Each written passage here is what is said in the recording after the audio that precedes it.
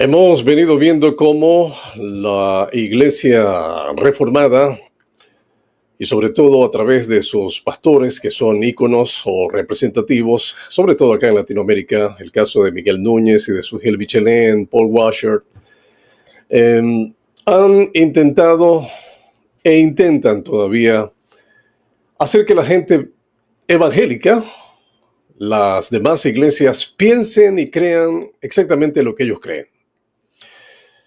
Esto es lo que nosotros llamamos proselitismo, e ir buscando a otros creyentes, a otros cristianos de otras denominaciones para que se conviertan en reformados. Y si no me cree, vea usted este video y saque sus propias conclusiones. En nuestro país es singular.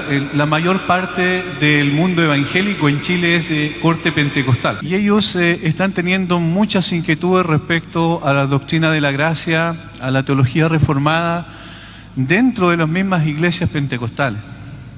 Entonces, lo que ellos preguntan, hay muchas preguntas relacionadas con esto, por eso las sintetizamos en esta. ¿Qué pueden hacer que los que son atraídos a la doctrina de la Reforma?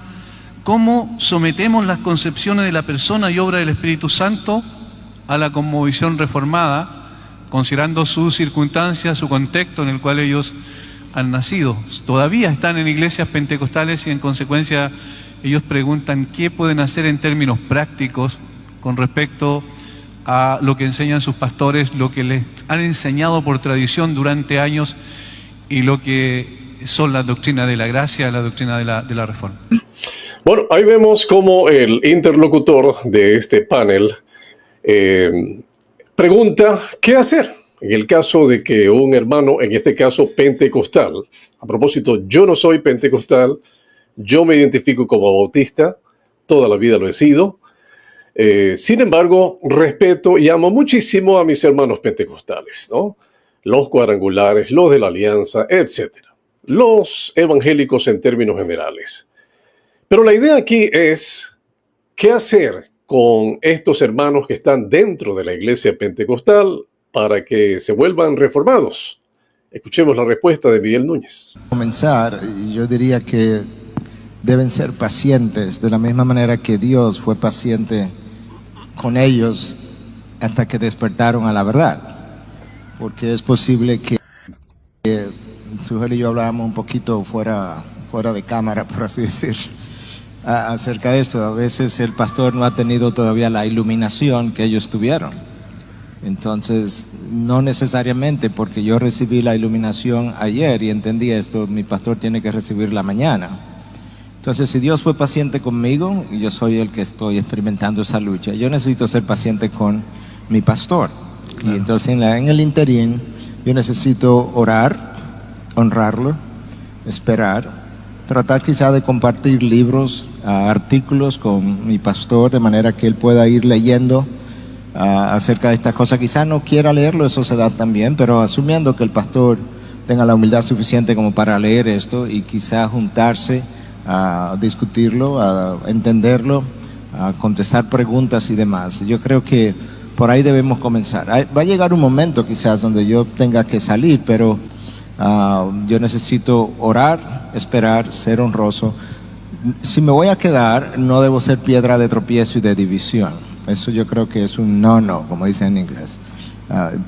Dividir la iglesia nunca será una meta. Martín Lutero mismo no quería dividir la iglesia. Ocurrió porque tuvo que ocurrir, pero no era su meta. Su meta era reformar la iglesia. Entonces, a pedirle a Dios que te abra puertas con el pastor, con otros líderes para discutir estas cosas y ver si realmente el liderazgo tiene la apertura, la humildad para considerar estas cosas. No tiene que aceptarlas tan pronto tú se las presentes, para considerarlas por lo menos. Y ver si Dios está moviendo la iglesia entonces poco a poco en esa dirección. Es posible que llegue el tiempo en que yo tenga que salir. Pero si voy a dividir la iglesia, es preferible que yo salga y que no la divida. Yo creo que por ahí debemos comenzar. Quizás Sugel tenga alguna otra cosa que...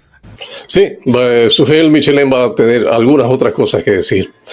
Pero, estimados amigos, a ver, escuchando al pastor Núñez, parece ser, ¿no?, que él o ellos, los reformados, son los únicos que han despertado a la verdad, los únicos. El resto de las denominaciones no hemos despertado a la verdad. En segundo lugar, solo ellos, los reformados, son los únicos iluminados, ¿eh? Los únicos iluminados. El resto, que no somos reformados, todavía no somos iluminados.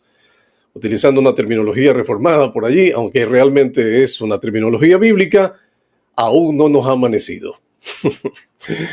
Bueno, el consejo del pastor Miguel Núñez para este hermano o hermana que está dentro de una iglesia, en este caso pentecostal, o una iglesia que no sea reformada, y que se da cuenta, o sea, ha despertado, recién es iluminada, aunque ha pasado tanto tiempo dentro de una iglesia de otra denominación no reformada, el consejo es que comience a regalarle literatura reformada al pastor.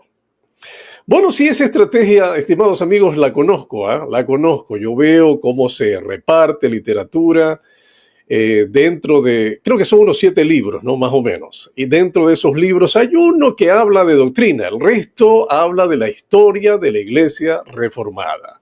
Habla también de la patrística, es decir, de los padres de la iglesia, y se habla de Calvino, sobre todo, de arriba para abajo, de las confesiones de fe, la confesión de fe de Westminster y de otras tantas confesiones y catecismos, así como me escucha, catecismos, aunque a veces ellos se jactan de ser solo escritura, ¿no? Pero tienen otros manuales a más de la Biblia.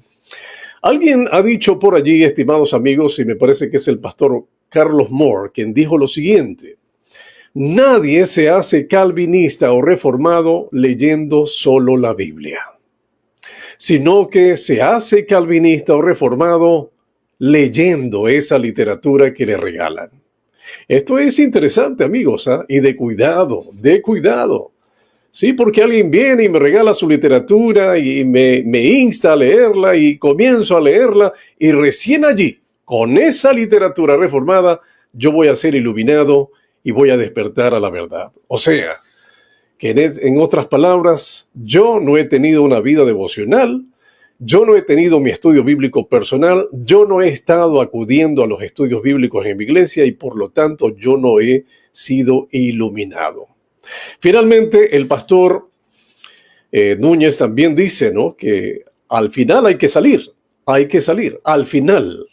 O sea, después de todos los intentos que usted ha hecho por cambiar a su pastor, por cambiar a su iglesia, si no le hacen caso, mejor salga y no sea piedra de tropiezo. Yo diría más bien, estimados amigos, que si hay alguien que no está de acuerdo con la doctrina de su iglesia, mejor márchese al principio, márchese. La verdad es que a veces yo veo a estos amigos reformados con tanto énfasis queriendo llegar a las iglesias o a los grupos cristianos, ¿verdad? Y el énfasis de ellos es que nos volvamos reformados. O sea, han perdido de vista, estimados amigos, la evangelización, el alcanzar a otras personas, y su énfasis está en ganarnos a nosotros, los que ya llevamos años en el Señor, y que por supuesto ya no necesitamos del Señor, de la salvación en este caso, no necesitamos de eso, porque ya la tenemos. Que debemos seguir estudiando, por supuesto que sí, pero ya tenemos nuestros métodos de estudio de la palabra de Dios y ya conocemos cuál es nuestra doctrina. Ya, como dice el apóstol Pablo a Timoteo, hemos sido persuadidos, hemos sido convencidos con la doctrina. Y si hay alguien, discúlpeme que le diga, si hay alguien que está siendo influido por este tipo de teología o de doctrina reformada, es porque no se ha sabido mantener en lo que aprendió anteriormente. Ahora bien, también Miguel Núñez dice que ojalá el pastor tenga la suficiente humildad para aceptar esas doctrinas. Humildad, o sea, esas doctrinas son las únicas valederas, y si usted no las acepta, es que usted no es humilde. Mire usted, así se trata este tema, ¿no? De lo que llamaríamos nosotros el proselitismo dentro de otras iglesias no reformadas.